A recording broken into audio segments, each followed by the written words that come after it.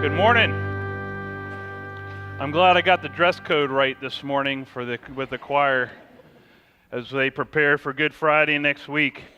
So I want to tell you a story. It was in the news. It's been some time, but there was a waitress in Texas, small town mom and pop diner in Texas, and she was waiting tables.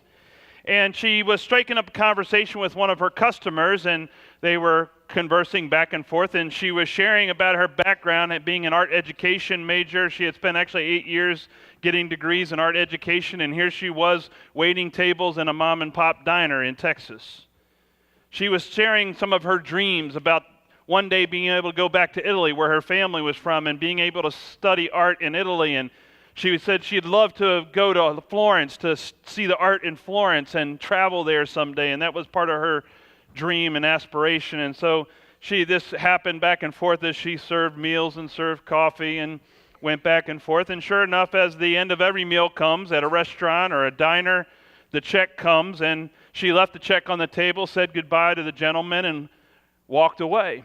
And when she came back to clean up the table, to clear it off and pick up the check, here's what she found. If you look at that, it was a $60 bill with a $1,000 tip and a note that said, "Your ticket to Italy, enjoy." That's generosity. You know, I don't know what happens to you when you get to the end of a meal and the check comes. It's every time that happens, it's an exercise in generosity, isn't it? How much do I tip? 15%, 18%, 20%? I like now these restaurants that have the tips already calculated for you. I love those because I'm always sitting there going, what's this? What's 20% of this? And you think it would be easy. But then sometimes the service isn't right, or we don't like it, or whatever happens, and so we try and make adjustments, and we do all these calculations. My question is, did this person use a calculator? Generosity doesn't require a calculator. In fact, there's no calculations involved in generosity. Generosity implies there's no calculation. It implies abundance, extravagance, going above and beyond. That's when we say something is generous. When it's more than is expected, that's generosity. And so we're talking this week in this Rooted series about our discipleship. And part of being a mature disciple is being generous. One of the 6 areas of our discipleship pathway is generosity, and we may be at different places in our own faith journey when it comes to our own generosity, our giving of our time, our giving of our resources, our giving of our talents and our gifts and our finances. These are all things that we give, and the question is, how generous are we with those resources? How much do we give away, or do we calculate what we give away? Do we withhold or control what we give away? And so we're going to unpack that. So we've been each week going through different stages of maturity and development. And first of all, if I'm not seeking to be generous, I don't give. I'm not going to do that. Or I might give because of a personal motive, or I might give because I feel guilty. Like every time you go through the grocery store line, they say, "Do you want to give $1 to St. Jude's Hospital for Cancer Research?" Well, how can you say no to that? I mean, it's like, whether I'm feeling generous or not, there's a certain level I feel obligated, or there's a guilt that's going on inside of me that if I don't give, how's that, what's that say, right? And so I'm not being generous in that moment by giving that $1, am I? But I'm giving the $1, or I'm making a difference, but I could be generous depending on the condition of my heart. So it's not about what's going on with the $1, it's really what's going on inside of me. But if I'm just doing it because I feel guilty, that's not really generosity. The next, as I grow, though, I'm starting to give, but only maybe when it feels safe or controlled. I'm trying to take all the risk out of giving. I'm trying to make sure that I give, but in a way that still keeps everything intact and safe, and I'm in control of my giving. But as I start to see God in my life, and as I start to respond to God, I'm starting to see that everything I have is God's. I am blessed by God. Everything that I have been given is a gift from God. And my perspective starts to change, and so I'm beginning to respond to the needs of others out of that perspective that, hey, God's given me all this. God has blessed me so much. Oh, man, I want to respond. I want to help others. I want to make a difference in the world around me. And so that's the beginnings of responding to God's work and acknowledging God as the giver of all good things. And then I begin to follow Christ. And as I'm following and trying to be generous as a follower of Jesus, I'm starting to give out of a sense of obedience to God, to do what Jesus called me to do, to do the things that Jesus asked of me to do as a disciple. And part of the biblical obedience and this biblical standard is the tithe, the 10%. And it's not only just about a percentage or a calculation, but it was always about giving our best, the person's best, to God. So if a shepherd had 10 sheep, they were to give one of those sheep back to God, but that sheep was the best sheep.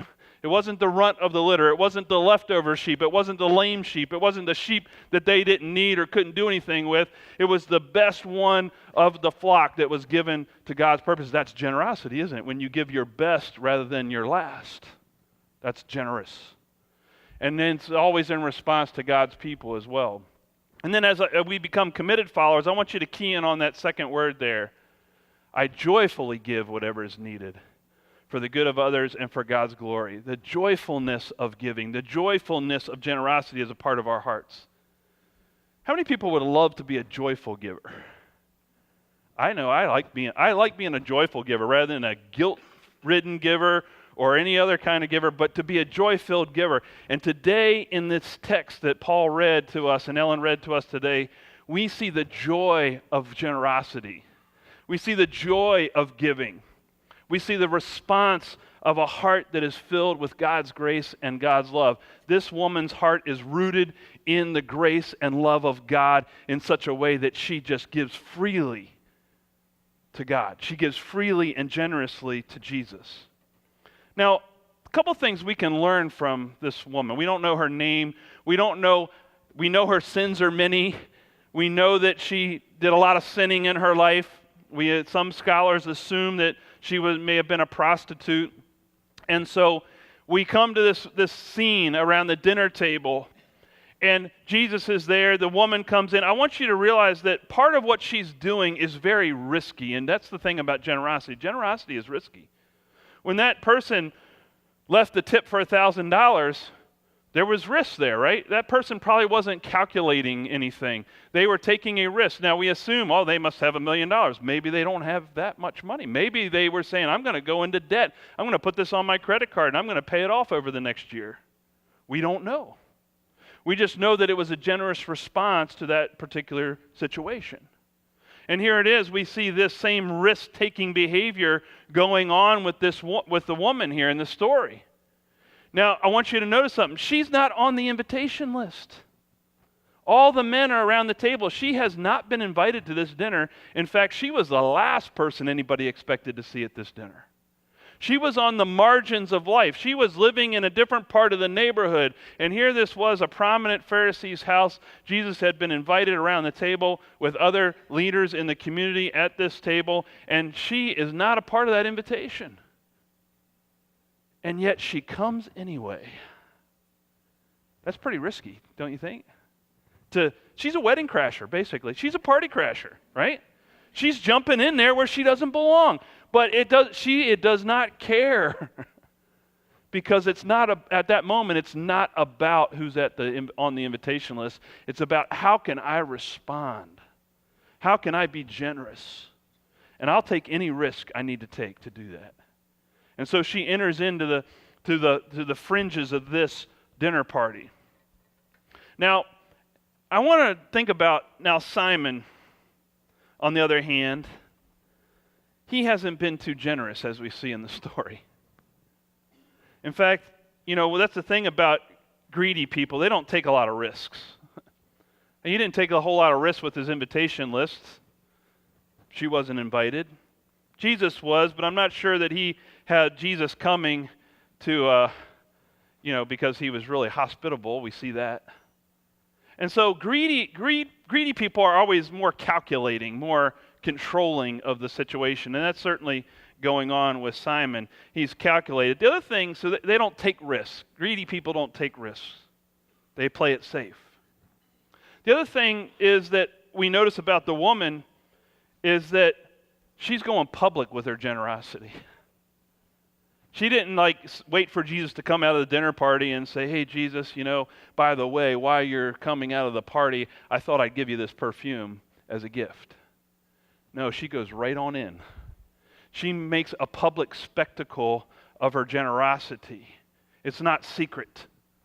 It's not hidden. It's like, I want all these people in this room to know how important Jesus is to me. So I'm going right out there with it. I'm going public with my generosity. I want everybody to know the difference that this person has made in my life. That's what generosity does. But greed makes us be secret, right? We want to hide our giving because maybe we're afraid that people might see how little we really give. We're afraid. So we get secretive about our giving rather than saying, here's what I want to do for God. So the woman is risky. Generosity is risky. The other thing is that this jar of perfume, if you can imagine her going home, going into her house and finding the most beautiful jar in her house in this expensive perfume, and she says, this is what I'm going to do. She gets this idea. It's not calculated, it's just a response. And so she takes this jar of perfume that was worth 300 denarii. 300 denarii, I know everybody carries around denarii now, right? You guys carry that around with you? That was equivalent to a year's wages for the average person at work. So I know it's tax season, right? Everybody's done their taxes, right? How many people have looked at their W-2 from last year? All right, I've looked at my W-2. Got your W-2, right? What did that say? What was your gross income last year? What was on that W-2? Or whatever you get. You got that figure in your mind right now? Or estimated? Give it all away. All of it. That's what she did. She gave away a whole year's wages to Jesus. See, generosity is not only risky, it's extravagant. That's extravagant gift, isn't it? But that's exactly what she's doing. She's being extravagant with her generosity, whereas greed often wants to control it. Well, I can't let too much out there. It might not be safe. That's too risky. But generosity is always a response that leads to an extravagant response. You notice that Simon doesn't even use the cheap olive oil to anoint Jesus, but she's using the most expensive perfume to do it. Maybe he sat back and said, hey, I've already paid for the dinner. I'm not paying for the anointing too. I already, look at all I've already done. That's not generosity, is it? I want to be in control. So maybe what Simon was doing was actually controlling. In fact, the whole environment was controlled from Simon's point of view. He controlled the invitation list. He controlled the menu. He controlled the lack of hospitality as people entered. Or maybe it was just Jesus he wasn't hospitable to. Maybe he did that all for the other guests, but he snubbed Jesus because he wanted to be in control. The other thing that happened here is that he also notices controlling the conversation. Jesus asked permission to speak at the dinner. And what you don't see in the Greek is that Simon reluctantly says, okay. Well, if you have to, teacher, go ahead, I guess. And then when he asks him a question, he says, well, I suppose, it's kind of like he's reluctant, He's not wanting to have this conversation with Jesus. I mean, one thing they've probably learned by this time in the Gospels is that don't ask Jesus questions, because every time you ask him a question, he comes up with the truth. And we don't want to hear the truth. And so that happens. But generosity is expected. The whole term generosity is about extravagance. How many people watch TED Talks? Anybody here watch TED Talks or seen TED Talks or heard of TED Talks? Right, a lot of us have, right? Well, there's a well-known TED Talk that's been out there by Dan Pallotta, and the title of the TED Talk is "Everything You Thought About Charitable Giving is Dead Wrong." And he makes the argument in his talk that we look at giving to nonprofits the wrong way. He says basically what we do is we reward nonprofits for being frugal rather than effective. And so we say, hey, if you're going to use the money the way I want you to use the money, I will give to you. And make sure you don't spend too much on this, this, or this, but you make sure it all goes here the way I want to do. That's control. And so what he's saying is that there are times when we're giving and not sharing, we're actually rewarding them to be frugal and on a shoestring budget all the time and just making it by and just making ends meet. And we give the least amount to keep that going rather than being generous. One of the things I have learned with working in the nonprofit sector, not just the church, but working with other nonprofits, is that every single nonprofit has administrative costs for doing their work.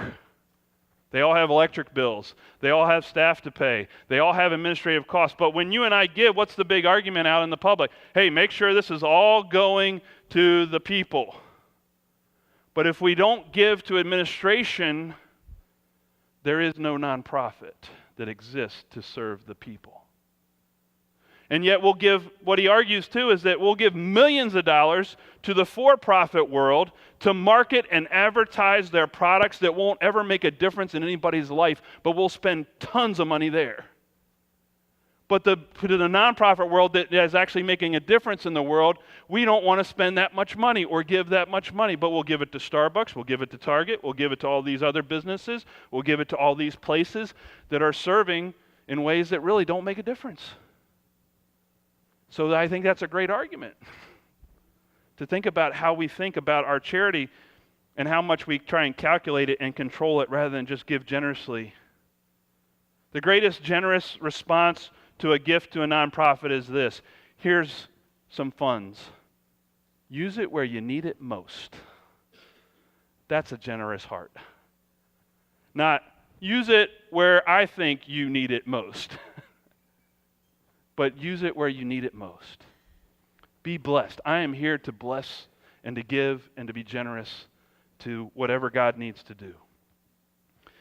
The other thing, I want you to ask the question, when you look at this story, you heard this story this morning, where is the woman physically in the room? Where is she in this room? So I want you to get the picture of what's happening here, because in the room, they would have been around a U-shaped table, a low table. They would have been reclining at the table for dinner, not sitting in chairs like you and I do when we go to a restaurant or a diner. They weren't sitting at chairs at a table. They were reclining. They were sitting on cushions on the ground. The table was lower. And so Jesus is actually reclining at the table. If you can imagine yourself, when all the seats are taken in the living room and you sit on the floor at the coffee table and put your plate on the coffee table, you know what that's like, right? Where do your feet go when you sit at that table? They go behind you, right? You lean. Your feet are behind you. And so you can see the woman, where is she physically in the room? As all these prominent leaders are seated around this U-shaped table, reclined with their feet sticking out behind them, where is she? She's at the feet of Jesus. She's come up behind Jesus. And she's weeping tears, not of sadness, but of joy. Remember the question? Do you want to be a joyful giver? She's joyfully crying, those tears of joy that come, when something great happens and you're just so touched, and the joyful tears are falling onto Jesus' feet, and she's taking her long hair, which was a sign and symbol of prostitution, and she was wiping his feet clean because Simon had neglected to do that.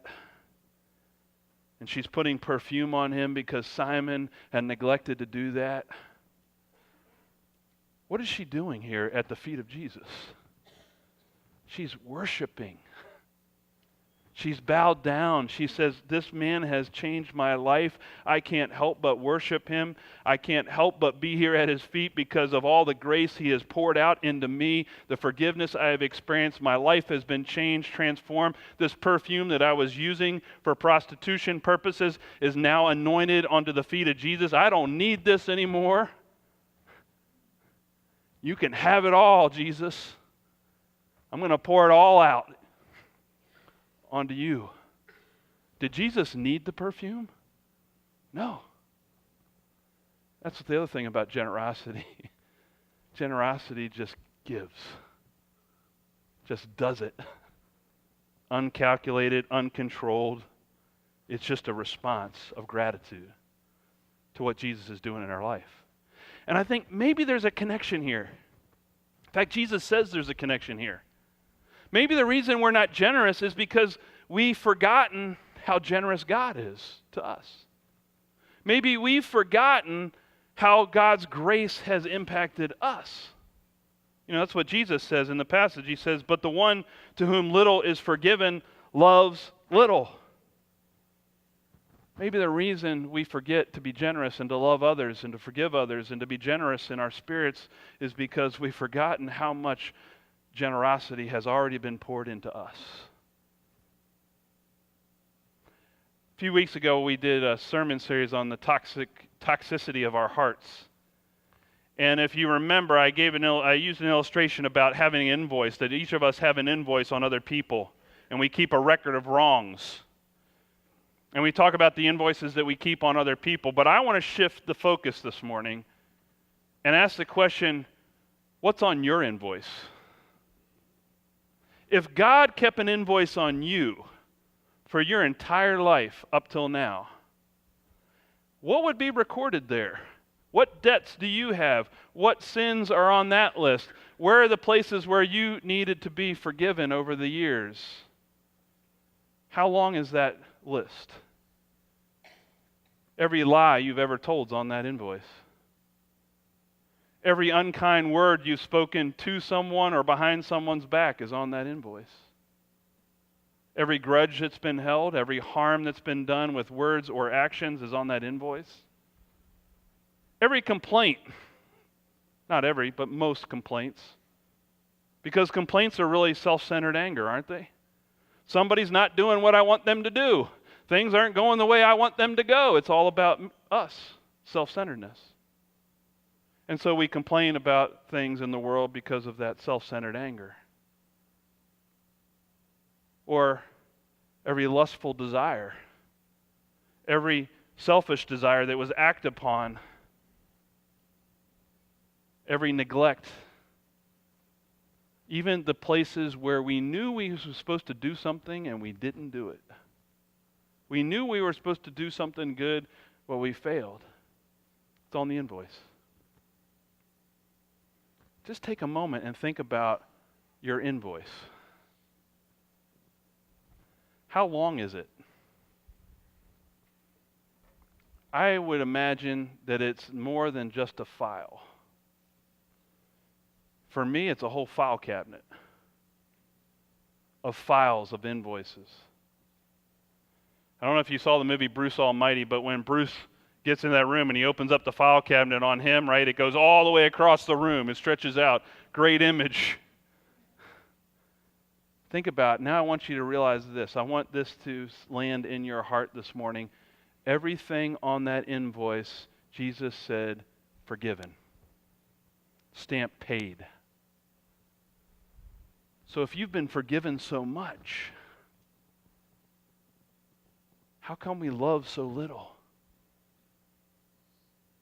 If we've been forgiven so much extravagant grace and generosity from God, what's keeping us from being extravagant and generous and loving to others? Where's your heart today? Is it with Simon? Or with the woman who joyfully gave and worshiped Jesus? Amen.